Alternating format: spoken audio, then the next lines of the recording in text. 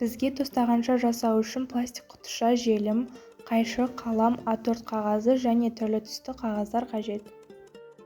Ендігі кезекте біз құтышаны төменгі жағынан белгілеп, сол белгі бойынша кесіп аламыз.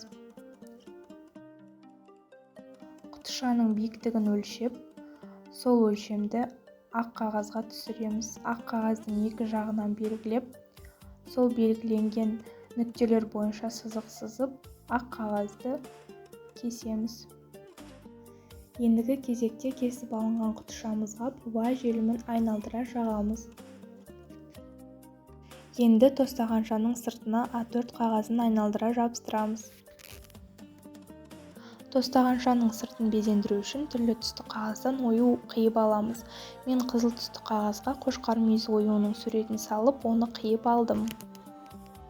Енді қиып алынған оюға желім жағып, оны тостағаншаның сыртына жабыстырамын.